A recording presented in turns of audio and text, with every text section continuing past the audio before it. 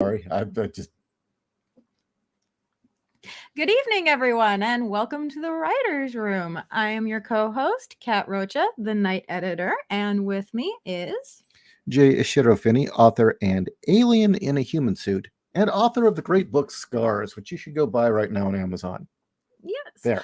But tonight, our special guest is Jagi Lamplighter. Did I pronounce your Jagi No, correct? it's actually Jagi. It's Jagi. Okay, I was Yeah, going to ask before if I was like in pronouncing it magic, wrong. Okay, Jagi, I apologize. No So problem. I Jagi never Lamplighter. expect anyone to figure it out by looking at it. I should have told you. So, Jagi, is that. Explain the name. Okay, so I made it up when I was a kid, but then I started using it, and I used it so much that I had it legally changed so I could put it on my documents. That's pretty awesome. So my like first that. name is Lane, like a road, because my dad was a Buddhist, and he wanted to call us Do and Dharma. So he called us Lane and Law.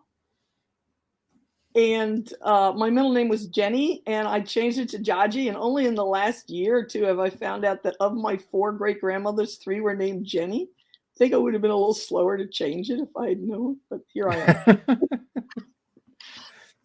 So, anyway, we've been talking about this interview for quite a bit. Yes.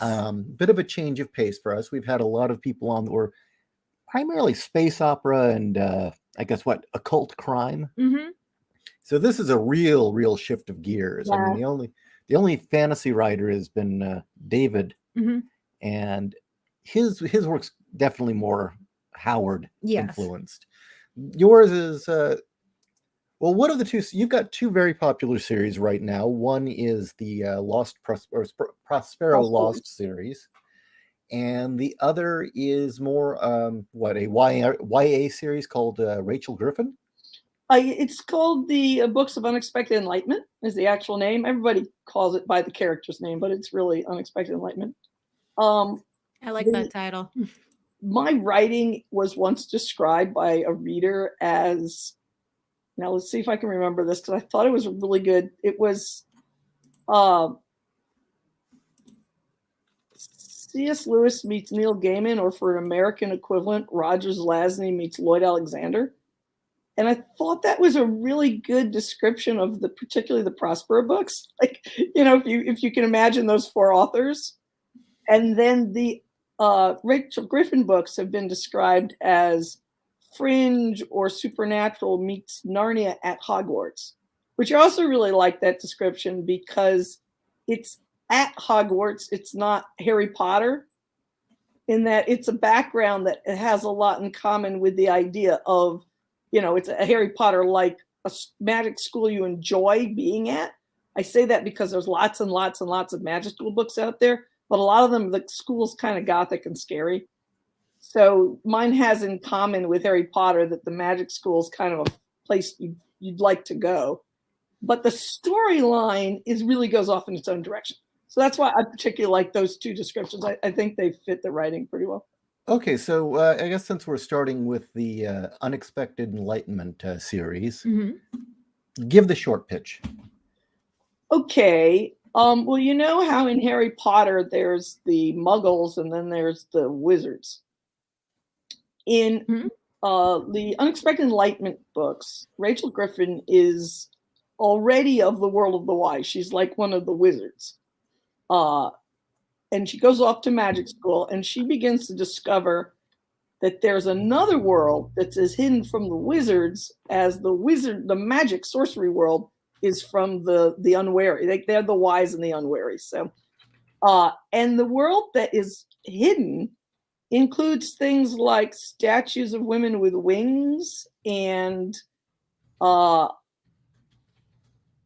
in her world, there's no Bible, there's no God, there's no Jews, there's no Muslims, there's no Christians, there's no angels and demons.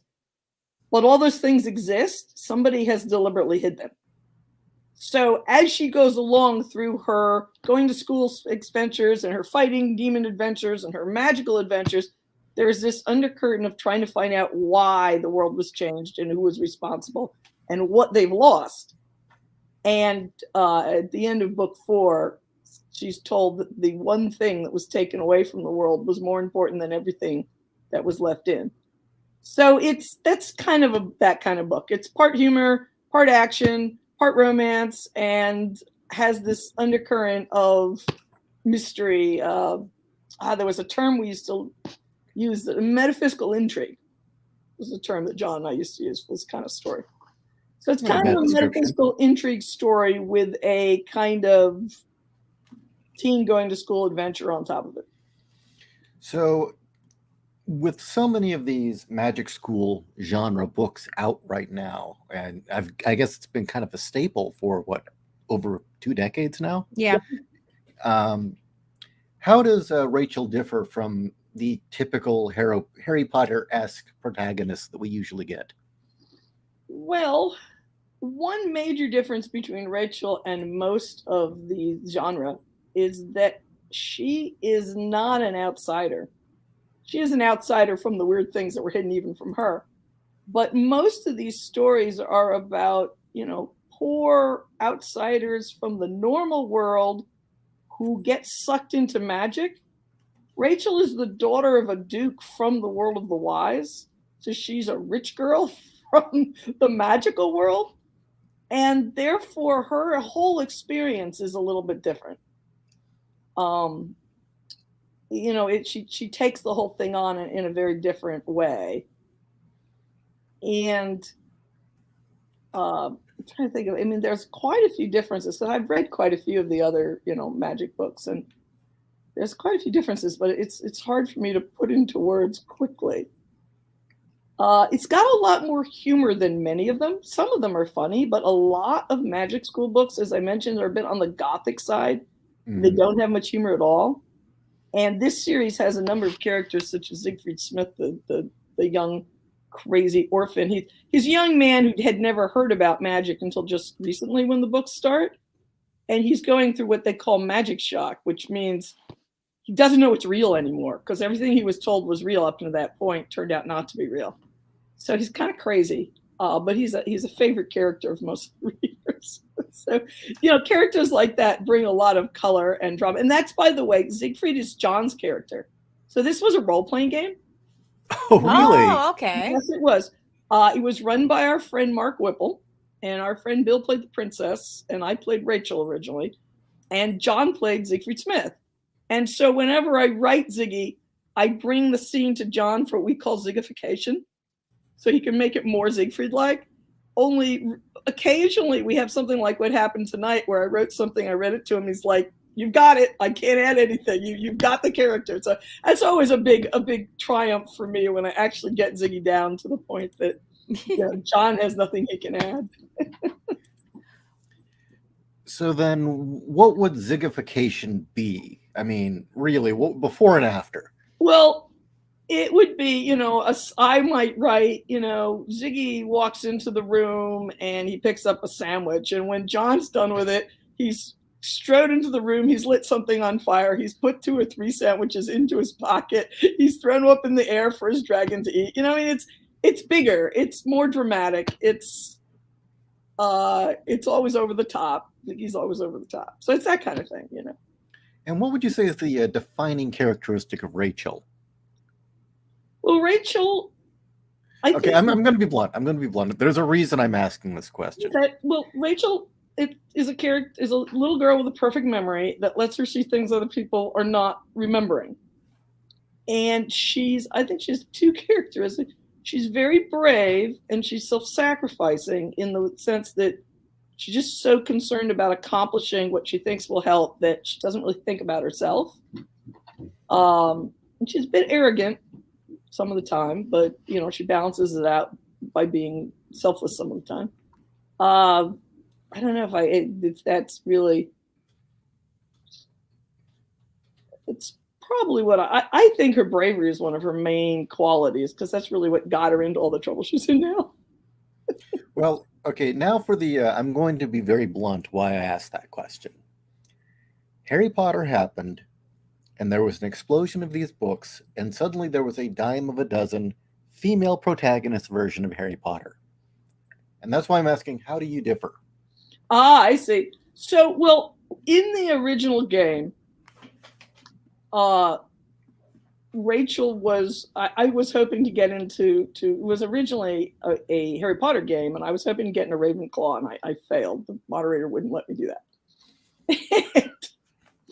But I decided that I normally played a somewhat cautious character, and I was going to design this new character I was playing to be a little bit like Sadie Kane in Rick Riordan's Kane books, or like Jade Chan in the Jackie Chan cartoons, which was a girl who ran into danger. She was braver than I was. So that's why I mentioned Rachel's bravery. She's a person who's going forward. She's not waiting for the problems to come to her. And a lot of these times, these characters are a little on the passive side, I guess. So we're not getting any angst here, is what you're saying. Well, she has a lot of angst in her life. Not all of it is made into the books yet. But there's a difference between a character who tries to keep her head down and life happens to her, and a character who jumps forward and runs forward as soon as she thinks there's a problem. And Rachel's in the second category.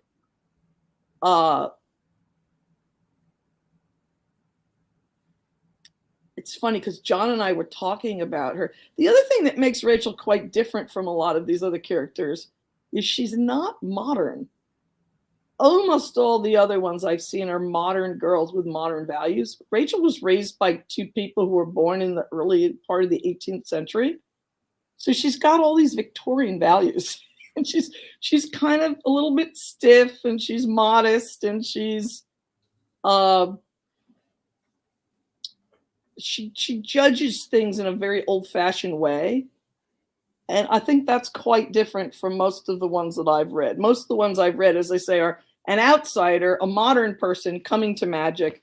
Rachel is a person who's not like that at all. She's almost like a Victorian girl trying to get through these things. Interesting. Very interesting. So I do have to ask this one question. This is purely from my own experience. Since there are a lot of magic school books out there, and I think you've done a great job of explaining how yours stands apart from a lot of them out there. But a lot of them that have female protagonists fall into the trap of the female protagonist is a Mary Sue. Now, I know you said that this is based on your game, but how do you avoid that trap of, well, this is your character, it's a Mary, you're not a Mary Sue. Games run on easy, medium, and hard. Mm-hmm. John often says that Mark ran this game for me on extra hard and at one part on nightmare. So Rachel had a really, really hard time. It was so hard that I've taken the first 6 months of her life and put it over 2 years, because you can't put that much heart in a book. No one would want to read. Oh, wow. Man, he really ran you through the ringer then. It was really tough.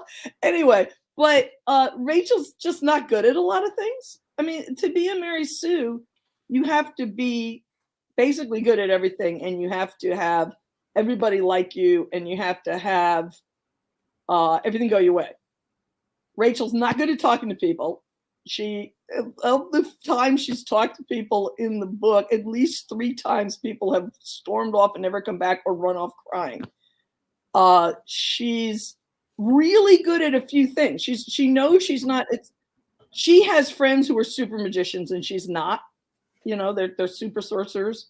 So she's really good at a few things she practices, and she's very good at using those things, which makes her look very competent part of the time. But a lot of the time she's not. Her friends are outdoing her. She tries and tries. She fails to do a cantrip and has to fly through a window, which was very painful for her, as you can imagine. And so, I try hard to balance out the things that she succeeds at and to make them fun with the things that she fails at and that she's not good at, because she's only good at certain things. It's a little easier when you're starting with a role-playing character, because you have a sheet and you're not good at certain things.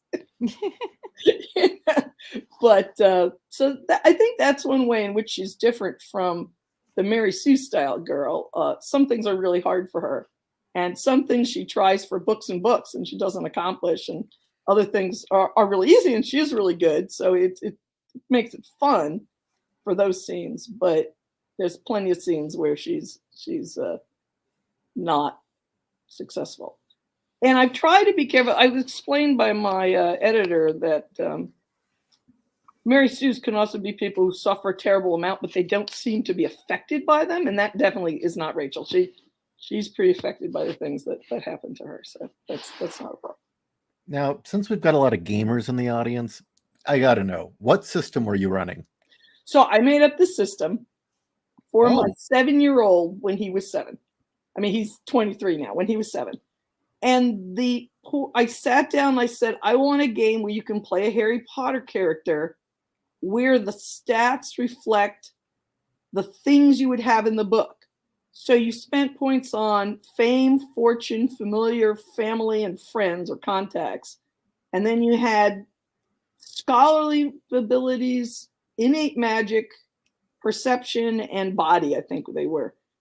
And all the main characters were made up that way. I don't bother making up character sheets for lesser characters because I write them as I write them. You know, I'm not running them in a game right now. But we've made up most of our games. We run on a basic something like the Chaosium RuneQuest system, where you use percentile dice.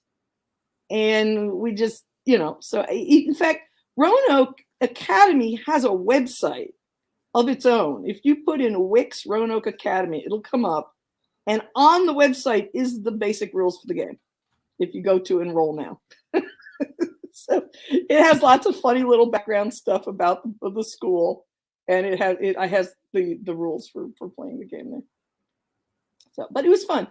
What happened was I made this game, and my friend borrowed it to put a game together to run for the birthday of his friend, and that game kind of never really got off the ground. So he invited John and I and another friend to play in it, and we fell in love with this game because of what so in the game, Lucy Pevensey was my roommate and Aslan was her familiar. So you can get the impression it's not like your ordinary game. Mm-hmm. And he did it so well that John and I just were like, somebody has to write this up. So that was kind of why I ended up writing it, because I had a lot of other projects I was going to work on. And we were just so delighted and so charmed and so horrified by this terribly hard but really fun game that I decided it should be a book. So that's kind of weird. And it all started there, huh? Yeah. So the other thing that's different about Rachel is that she's slowly finding out about the existence of angels and God and talking lions who may or may not be biblical figures and other things like that. And I went through a long period where I tried to decide if I should change the shape of the lion. And finally I decided, if I make him a bear, people are just going to say that's Aslan in the shape of a bear. And if I make him a deer, they're just going to say that's Aslan in the shape of a deer. So I actually have a chapter in book 4 where he says that. He actually says that if he came in a shape other than the Lion of Judah, people would just say that's the Lion of Judah in the shape of a bear. And he mentions his servant Jack in the books that Jack wrote about him. And you had another question, right? I did, although I have a feeling that you've already answered it, but I'm going to ask it anyway. Again, on the same lines, the wizarding school genre is available to many people, but we are unfortunately in a day and age where if you have a female protagonist, your books are more than likely aimed at one demographic of readers. Would you consider your books open and available to both boys and girls? Oh, definitely. I would say more than half of my readers are probably guys, grown men. Excellent. I would love to have teen readers, but as an indie writer, I don't have that much access to reaching teens. I haven't figured out how to market to them. So most of my readers are adults, so I do have some teens, and at least half of my readers are male, because this was a game run by guys, 4 guys, and then I was there. So there's action and there's fighting and there's, I'm sure it's parts of it are too girly for the guys. I get, comments sometimes that they kind of cringe at her worrying about, her boyfriend or something. But there's also the other part, and I try to get a good enough mix that the men make it through. Yep, that's it. So, excellent. Yeah, I actually think of the series. I mean, it's kind of presented as YA. But I don't think it would actually be good for younger teens. It's really a series for older teens and adults. There's no real way to market that right now, so it's marketed as it's marketed. But well, just to kind of be brutal right now, doesn't YA essentially mean middle-aged woman? It probably does. It probably does. So, yeah, I think you're probably right about that. In connection with the Unexpected Enlightenment series, you've got your Fantastic Schools anthology. What's that exactly? Okay, so there is a Scottish writer named Christopher Nuttall, I think. I don't really know how he pronounces his last name, but Nuttall. He writes this 2 Magic School series. One's called Schooled in Magic, and the other is the Zero Enigma background. And he and I are friends, and he, wants to put my books up on his blog, and it did really well. So I was really grateful to him. And we read each other's books, and he's put Rachel Griffin in an alternate version appears in one of the Zero books at a dance. He even has a house lamplighter, which I thought was really sweet of him. Anyway, he came up with this idea of doing these anthologies, and he's got a pretty big following. So what they are is anthologies of stories about magic schools. And we have a website called Fantastic Schools and Where to Find Them that was really active for about a year. And now we don't keep it up that much. But it has on it a list of every magic school book we're familiar with. And if people know some that are not on there, they can let me know I add them. So Chris wanted to do an anthology. And I somehow agreed to edit it. Actually, it's published officially. It's published by my son, but he doesn't actually do any of the work. He just. It's hard on Amazon to separate money, So my son took over the official publishing position so that we could keep the money of this project separate from other things. But there's 4 books so far. 3 of them are regular Fantastic Schools, volume 1, 2, and 3. The 4th one is Fantastic Middle Schools, which has stories for accessible to younger readers, because some of the Fantastic School stories are either really scary or have adult stuff in them. So they were not. We have a librarian friend who said, if you could give me a young kid, it was her idea. She even did the cover for it. It's a really lovely cover. She is the cartoonist for the Tempest and the Teardrop comics, if you guys, the Cherubim comic, if you guys have seen that. It has a new name now. I can't remember. Anyway, so we are now gathering stories for volumes 5 and 6. And one of those 2 volumes is going to be Fantastic School Holidays, which to me, because I'm an American, meant I thought we were thinking like Christmas and Easter, but he's British. He meant vacation. So it's what do the kids at Magic School do during their vacation time? For summer vacation, do they have a job? Things like that. So we're gathering stories for that right now. The first one actually did pretty well. We haven't gotten, I think a lot of it was that we just had a couple of, 2 or 3 authors who had followings already with Magic Schools. The others haven't done quite as well, but they've done a lot better than almost every one but one anthology I've been in. Most of the anthologies I've been in make like $5 a year, and these do a lot better than that. So a lot better than that. So that's been fun. And I haven't had the heart to say I don't really want to do it again. So now we have 2 more coming, but they're fun. Some of the stories are really good. Some of the stories are just solid. Is there an open call or is it an invite only? It's open call. Oh, okay, cool. I have a email address I use for online stuff. I guess I'm trying to think where we put the information about. It's probably on the Superversive SF website. If it's not, I'll put it there. Cool. Victoria says, sorry if this is a dumb question. There's no such thing. What is an anthology? An anthology means that it's a bunch of stories by different people. Kind of like a compilation from music, except... Yeah, because I think a collection, I think means it's one author's stories, and an anthology means it's a bunch of short stories. So these are short stories, and it's funny, one of my friends wrote Roanoke. So Roanoke Academy is the school Rachel goes to, Roanoke Academy for the Sorcerous Arts. There are 2 stories that appear in these anthologies written by a friend of mine that take place with Roanoke students.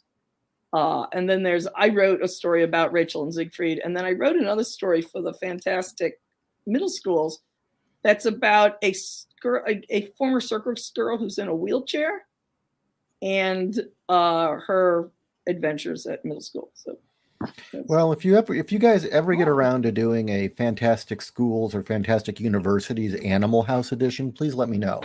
I'd love to write a story like that. Oh, you do your own magical Herbert West. We could do.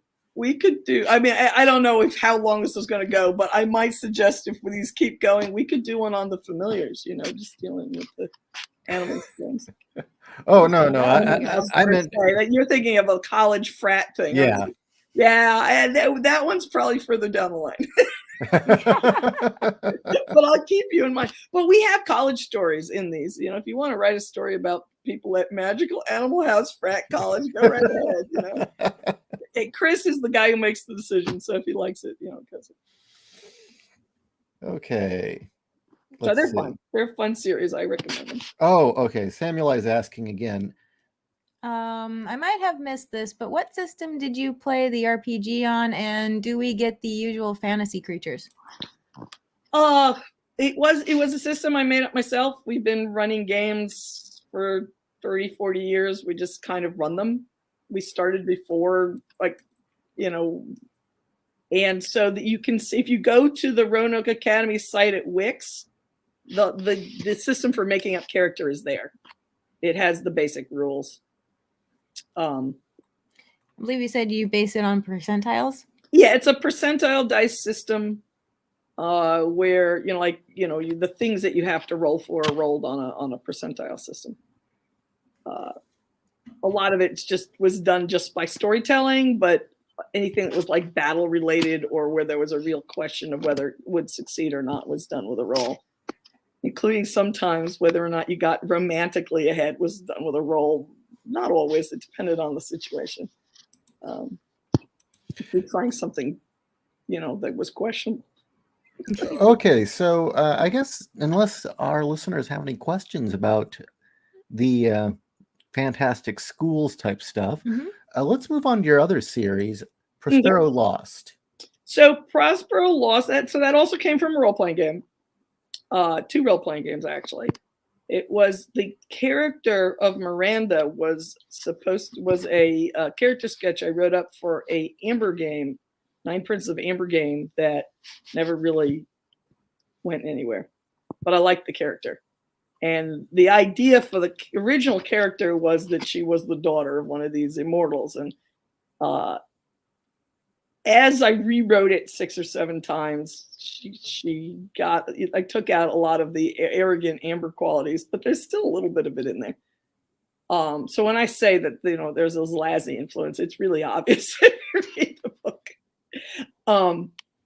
But the premise is that Shakespeare's Prospero never drowned his books. It's 500 years later. He's still around. He runs Prospero Inc., or he did until he retired recently, which is a company that keeps the supernatural world from attacking human beings and makes it so that oil burns in the car and storms are not too damaging and, earthquakes and volcanoes are reasonable. And he had a bunch of kids since the end of The Tempest. And one day he goes missing. The book opens the day that Miranda realizes he's missing. So Miranda has to go around and find her other siblings and convince them that their father's actually missing. And she doesn't get along with most of them anymore. So she has to travel around the magical, strange world. And I'd like to say it's set in the real world, by which I mean in our real world, there are Norse gods and Greek gods and fairies and myths and legends and Asian, mythology. And a lot of fantasy tries to pick one, but this world is set up like that, where she talks to Nibelung and then she talks to Tengu or something, and so she and her sidekick, you can see in the picture, who is an airy spirit that's been put into a body that looks like Humphrey Bogart. And he's a detective. He's the company Gumshoe. I was going to say the guy on the cover looks like Peter Graves. He does, because the artist found a really good Peter Graves picture. Oh, okay. Really good Humphrey Bogart picture. So we thought it looked good and we went with it. But it says in the book that he looks like Bogart. And then the person who made the body comes on stage at one point and she says that's what she was using. And so the two of them set out to try to find Prospero. And it's kind of hard at this point to know exactly what to say, because I don't want to give away too much, but I will say about half the book takes place in hell. So, I mean, not the first book, but of the series. So of the 3 books, it's half urban fantasy, though it was written before urban fantasy was a thing. I actually started this book in 1992. I rewrote it 7 times before Tor picked it up and published it in 2009. And they had it for a few years, and then they fired my editor over charges that eventually was found innocent on. And I got a new editor, and my new editor got into a public fight with my husband. And at that point, I pulled the books. So now they're with Kevin J. Anderson's Wordfire publishing company, which is a great small press. But when I started them, there was no such thing as urban fantasy. That came along later. So it doesn't necessarily have the tropes of urban fantasy, but it has urban fantasy in that it's a modern people trouncing, like you can see Chicago in the background there of that scene with the little, you can't quite see, but there's a unicorn in the lightning that the words are in front of there. Oh, I can see it. Yeah. So that's actually a scene from the book. And the funny thing was this is what I pictured as the cover. And when they asked me at Tor, what do you want on the cover? John had such good covers with Tor that I was like, oh, well, whatever you guys think is good. And they put this bloodless elf princess look on the front. I had this great review by Jonathan Molnar, who's an indie author. And he talks about what he thought the series was. And then he read it. And he describes perfectly, when he says what it thought, he describes the cover of the Tor version. And when he describes what it was like, I forget what he said, which is too bad, because it was something great like Noir Detectives meets Warhammer 40K or something. It was totally different than what you would expect. I think he was thinking of the parts when they were going through hell. But anyway, so I wrote that, so part of the book takes place with the family alive, slogging through hell, trying to rescue somebody. And part of the book takes place in the modern world, or at least the world of 20 years ago, So I was writing this book. She was supposed to have all this high fancy tech. And every time I rewrote the book, I had to update the tech because I now owned most of the things that when I first wrote it had been these crazy James Bond items, I think a starlight scope is like the only thing that I had made up that she had that I don't own now. Finally, I took out, she still has some of the gadgets, but I took out, that's the original one. Yeah, that's a bit different. Yeah, you see, so it wasn't really the right cover for that book. My editor really hated it. He thought that it really killed the sales for what they would have gotten if it had a better cover that matched what was in the story. That one, I mean, what is that? I described this specific. First of all, she never dressed like that. She only wore Victorian gowns. And second of all, I described this really horrific, curved, crazy sword. And this is like some ordinary sword. And third, you can't even tell that's a genie in the background. That's a genie? Yeah, it's just that's the scene where she picks up the sword Lemminkainen to fight the Lord of the Gin. Lemminkainen. Yeah. Awesome. Yeah, I love that. I love that myth. I put it in like all the books. Anyway, I got lost where I was. Anyway, so I eventually took out all the tech in her office and just gave her a big desk, because it was just going like, the first version, she had many computers, and then we came up with multitasking. And then she had many, dot matrix printers. And then we got rid of, after a while, I just said, there's no way I can keep up with this. So then the version that's in the book, she just has this big desk and there are geese flying by. Had no tech in it at all. But there is this one scene where she uses tech gadgets. And as I said, when I wrote the scene the first time, they were only James Bond had that stuff. And now we all have it. Although you said that she had all these different computers, and I'm sorry, I immediately flashed on Neil Breen. Are you familiar with Neil Breen? No, I don't think I am. That's okay. He's an independent filmmaker. His movies are all terrible, and that's why people love them. But he has this thing where like all of his characters have multiple laptops, of which he destroys through the course of the film. Yeah, I mean, she probably would have had that happen if she had laptops had not been invented yet when I wrote that. So she doesn't have a laptop, but she would have if I'd known about them. Because the whole point was she was supposed to show that she was rich. She's running the company when the story opens. Anyway, she's got like 9 brothers, or maybe there's 8 brothers in her. And each of them has their own subplot as she tries to figure out what's happened to them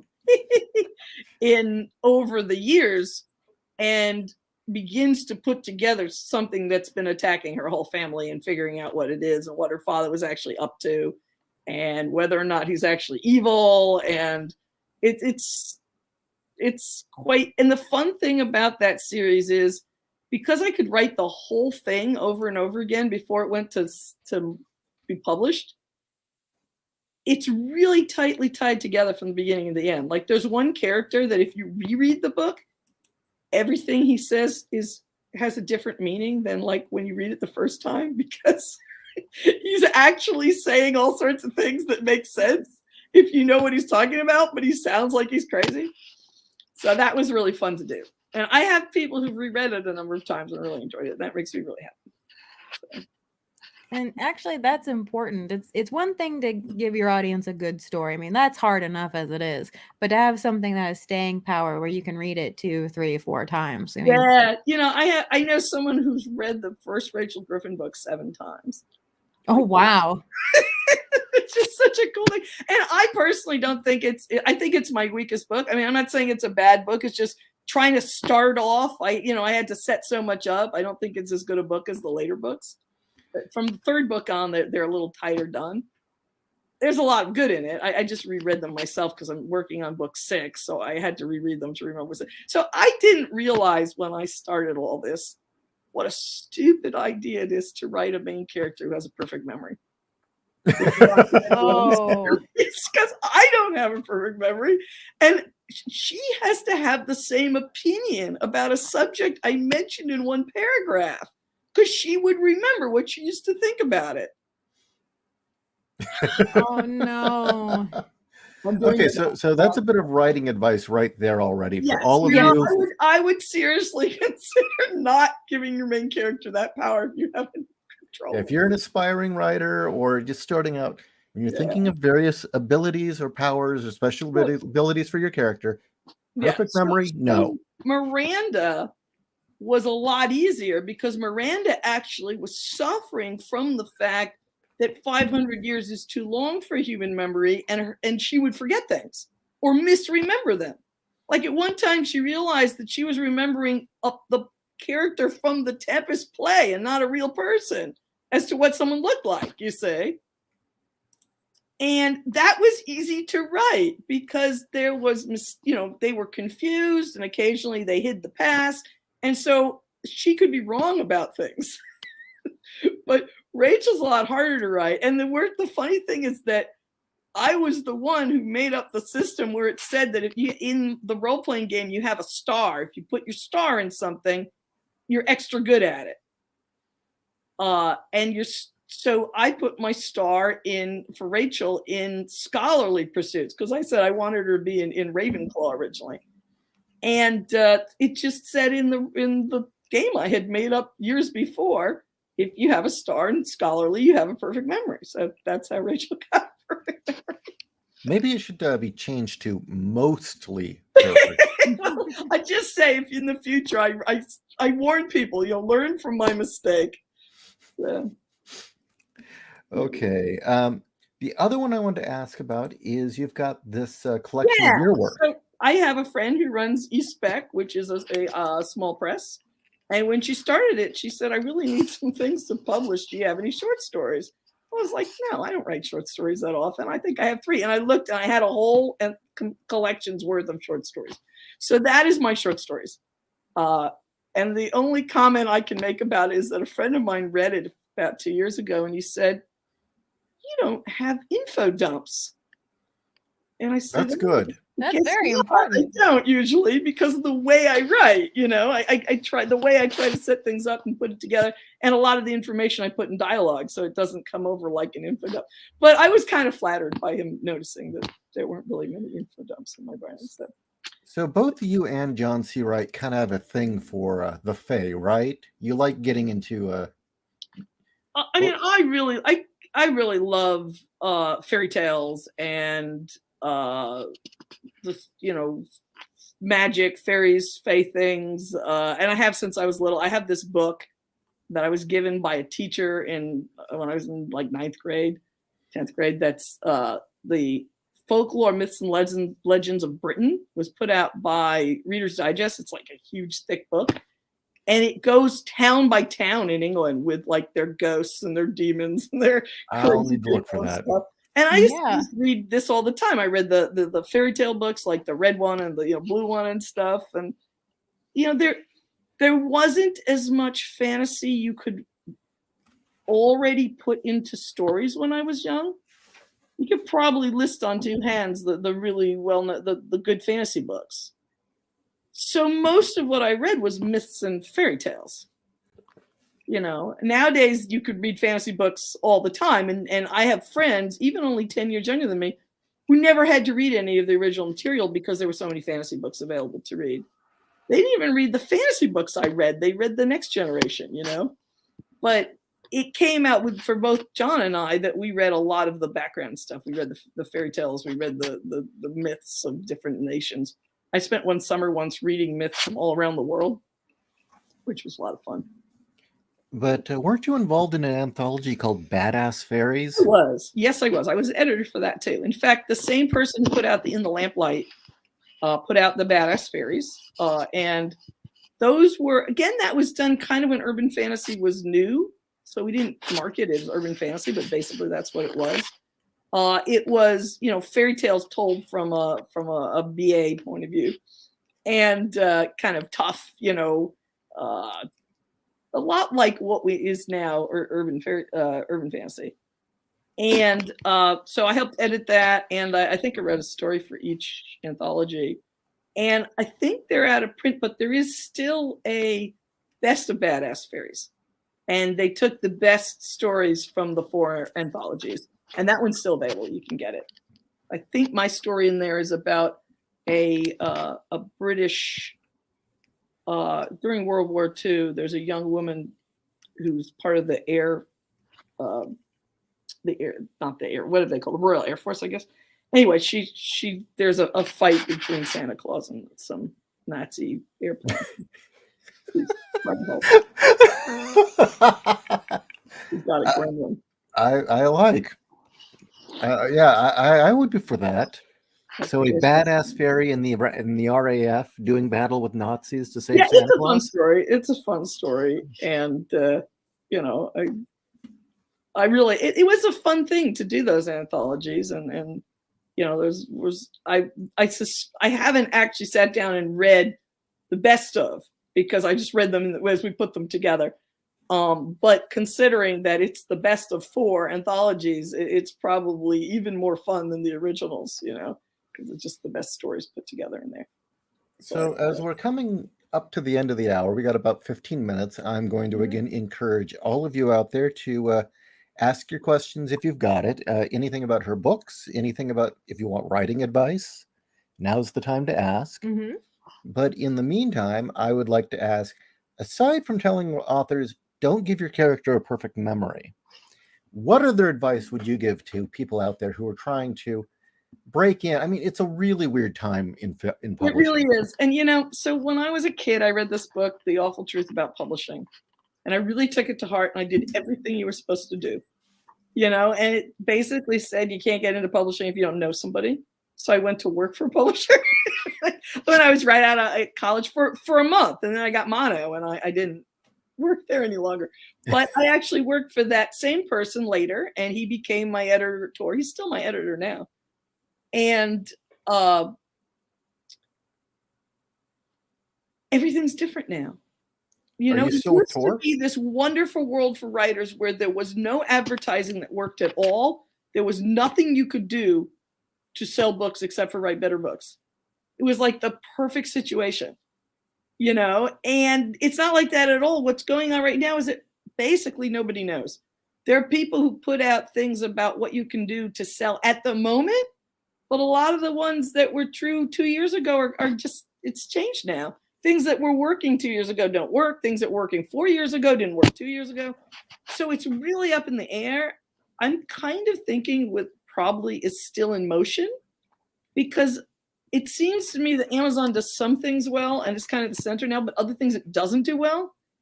And I think sooner or later there will probably be new avenues. Like, for instance, imagine sites that really concentrate on certain genres or something like that. I don't know what the new things will be on. I'm not going to try to guess. Do you mean sales or do you mean coverage? I mean how to reach readers. Well, that's actually one of the reasons we started doing these interviews. Right. Is we try to do this once a week. Yeah, that's the kind of thing that I mean, that I think new ways of reaching readers are going to develop. And we don't know which ones in the long run are, you know, are going to really work and which aren't. I'll answer that in a moment. Anyway, so I don't have a lot of advice. I used to have it really down to what the advice was and how to go about it. And having worked in publishing and as a writer, you know, I also edit and I also teach writing. So I kind of covered the whole thing. But right now, all I can say is, you know, choose whether you want to write because you love it or you want to write for money. If you want to write for money, the thing that you either need to get to the traditional publishers, they still bring in a lot more money, or you need to find something that truck drivers want to listen to on audiobooks, because that really sells. I can give advice there. I've done a lot of research into this, and if you really want to make money on Amazon, dinosaurs, romance, and right, you see what I mean? You look for the genre that's hot now and you write that. Yeah. Now, this guy just asked, how long does it take me to write a book? Well, I'm a mom, first thing. So I write at night. So I don't produce books at, like, you know, my friend Chris, who I mentioned, the Scottish gentleman, he can write a whole book in like 3 weeks. He writes, I mean, he puts out like a book a month. I can't do that. It takes me months and months to write a book. I've actually gotten a lot faster. So I probably will finish the book I'm working on in 6 months, and I probably could do it in a lot shorter than that if I hadn't taken a whole month off, because my daughter had, my goddaughter and her daughters come for Christmas. So kind of like, hey, that's important though. Yeah, it was great. Okay, it was a 3-year-old and a 5-year-old. I was there when the 5-year-old was born. It was the most wonderful thing, but I wasn't writing.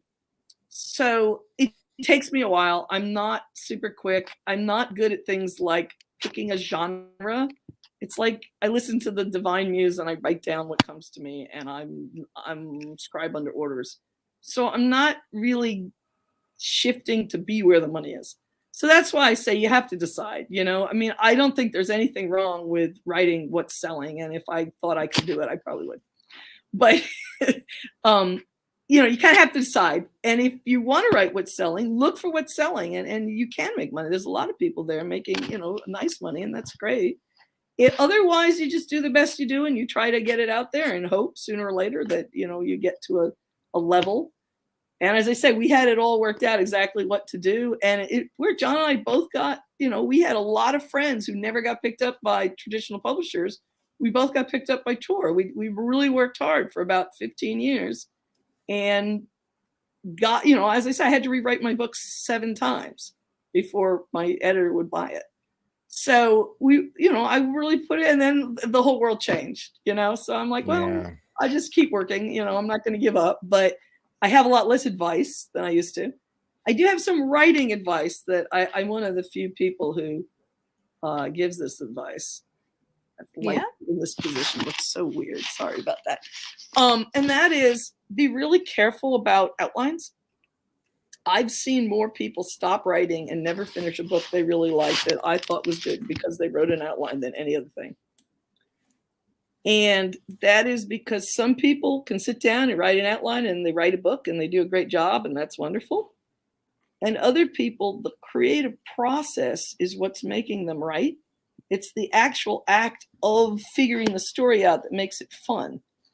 And when they staple it into position, they stop. Their creativity turns off. This happened to me with my first book, and after a 3-year break, I tore up the outline and started again. That's how I found out. But because I made it through, and I've seen other friends just stop, it's a warning I give out to writers.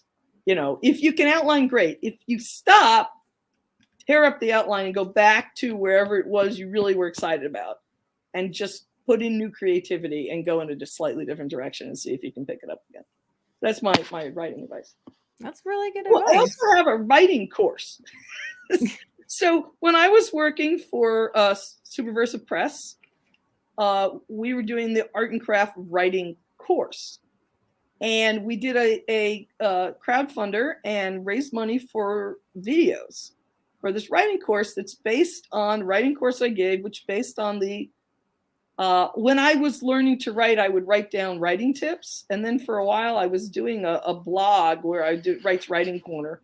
John and I were doing, I wrote an article for each of these writing tips. And then because the writing tips were popular when I shared them with other writers, then I taught classes based on them. So the last video was finished within this month, but the publisher that was behind it has folded. So we're trying to figure out what to do with them. There's a book that goes with them. I put it on Amazon briefly. I pulled it down because my editor, who's also an agent, is trying to see if he can sell it someplace. But it's a fun writing course that deals with it's based partially on my own experience and partially on the advice. When I started editing, I realized after a little while I was giving everyone the same advice. And then I took the advice when I got to my 4th Rachel Griffin book, and I applied it. And I had to cut the book randomly in half because it was too long. So I applied it, and I got comments like, "This is your most focused book yet." So I realized that, it worked. So the writing book covers all this stuff, and it's fun. And there's these series of videos that explain it. And sooner or later, it's going to be available. Right now, all I'm doing is I have this low-key class I give for people who want to write a novel. It's inexpensive, and they're supposed to send something every week. I'll probably start up again in March. We did it last fall. But anyway, it's a fun thing, and I enjoy, sharing it with people, and I've been happy that people have really enjoyed it. I've been really happy to see certain books that were started and then they went through the course and the book really improved. That's always really makes you feel good as a writing teacher. That's great. Dominic asked, how long does it take you to finish a novel? And do you have any favorite children's stories? So 2 questions. I think you already answered that one. First one. But the second one, I guess it depends on what you mean by children's stories. I think Lloyd Alexander's Prydain books are among my absolute favorites. They might be slightly older than what you meant. I really love and Alan Gardner's Weirstone Brisingamen, Moon of Gomerath. and Kingdom of Carbonell and Carbonell King of Cats, I think the first one is, by Barbara Slay, are among the children's books that I absolutely love. In fact, one of the highlights of my life is I read Carbonell to my son, because at one period of time he had a really late start to his school, and we just sat there on the porch in the morning waiting for the bus and read the book. And it's just such a charming book. It's a British girl and a magic cat, and a lot of the names in it are names you see in Harry Potter too. So I suspect that this book, which written in the 50s, may have been one that Rowling liked also when she was young. But anyway, it's about a girl who comes upon this cat who's owned by a witch, and the cat is actually the king of cats, and it's just really, really charming. Cool. And Retneck says, most writers I've met who work on shorter episode-based stories who plan their stories with the concept and the ending in mind. What are approaches to long storytelling? It's kind of the same. I know what the ending of the 20 to 24 book Rachel Griffin run is going to be. I think about the ending all the time because I work back from the ending to making sure I'm covering everything in the series. I like what Terry Pratchett said about writing, where he says there's mountains and then you go into the mist to find out what's between the mountains. The mountains are the parts you already know. And it again reflects what I was saying about outlines, which is you're leaving something open for your imagination, but you know parts of it. And I think that's the same for a short story or for something long. In what I'm writing now, I have lots of scenes that were played by email. So I have the dialogue. I should say, John and Mark Whipple wrote some of the dialogue in the books. One reason I think that men like them is that the boys are really boyish. Almost all, you asked me what's different about mine? The boys are boyish. Almost all YA books, the boys are girlish. They're like men. Okay. That's not the case in this series. There are quite a few really, really boyish boys. And, you know, when I have to write dialogue for them, I try to copy the way they did it so that mine also has, you know, either Ziggy is ziggified or Vladimir von Dredd is impressively imposing or whatever it is. But so in the original plan I made for my son, I had to fill Hogwarts. So I threw in all the characters I liked, like, you know, people like Ged, Sparrowhawk, or Kiki, you know, witches and wizards from stories.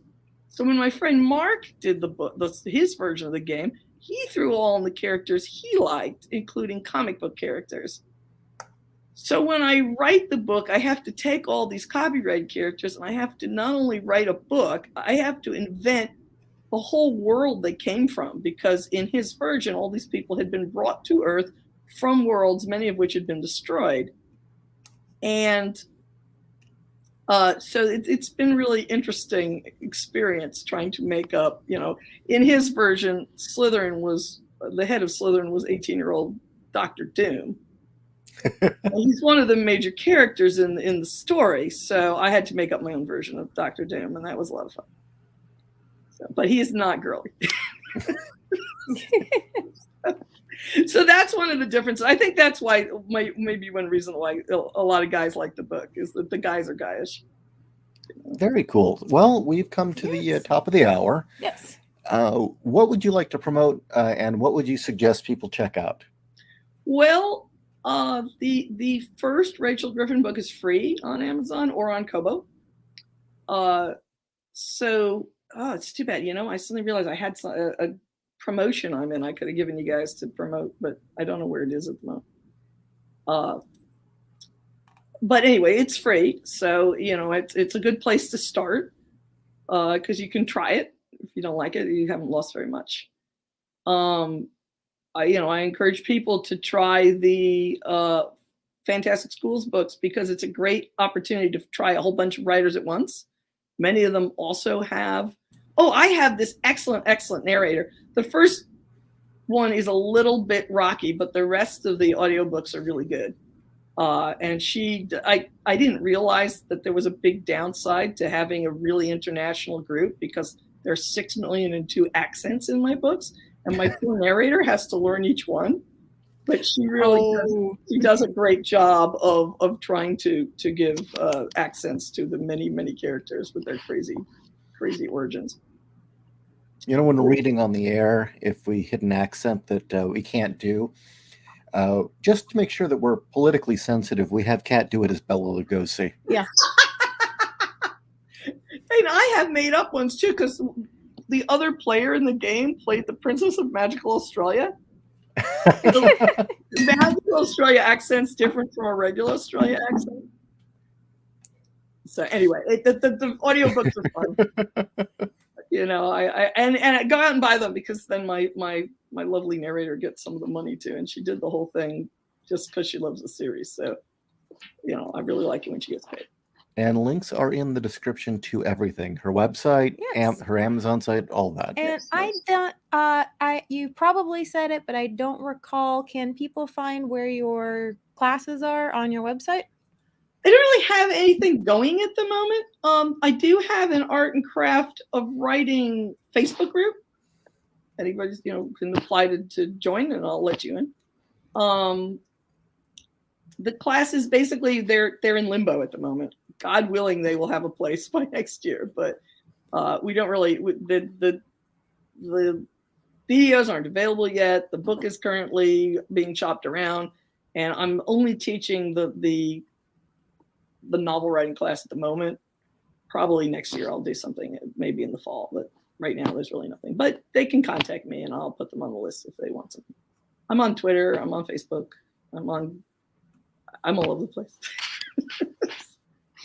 Excellent. Well, again, thank you so much for joining us this evening. This has been absolutely wonderful. We could probably, talk even longer. Do you have any books coming out? I mean, you've talked about a couple of them that are in the works.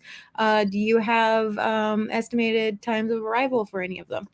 I'm working on book 6, and it will be a while, because when I do get it done, my editor always takes a long time. So I don't know, maybe next fall would probably be reasonable. I have some short stories. I've just been asked to write a short story for an anthology called Punching Demons. I have this great short story that has one of the characters from the Prospero books that I've started 3 times, and it would be perfect for this, and now I have to actually finish it. But mainly I'm working on book 6, which is really fun, because right now I'm in a section where Rachel is at her home, which is in Dartmoor National Park, which in America, living in a national park sounds weird, but Dartmoor National Park is like hundreds and hundreds of miles, and there's lots of towns in it. So it's really fun doing the research about the whole English experience of Dartmoor. It's a neat place. It's where Hound of Baskervilles takes place. Mm-hmm. Interesting. Yeah, it's fun. I really wish I could go there and visit and actually look, you know. But so that's a lot of fun. So she goes home for spring break, and I get to do that. But I'm working on that. I'm working on 2 short stories which have to do with the background, and I want to finish before I finish the book to make sure everything's lined up. And then the 5th story for the Punching Demons, which is called Who Rules the World. My 5th story is called Who Rules the World. One of the characters of Prospero books is the power behind the throne, the ambitious blind brother Cornelius. Mm-hmm. And this is a Cornelius short story. Cool. Illuminati. Well, we would love to have you on again, either when book 6 is ready to come out, or one of your anthologies is ready to hit the shelves, real or digital or otherwise. Definitely, we'd love to have you on again. Excellent. Well, next time something's actually coming out, I'll let you know. Please let us know. All right. All right. Well, thank you again so much for joining us. Everybody in the chat, thank you so much for joining us. All the links are in the description below, and we will see you all next week. Good night.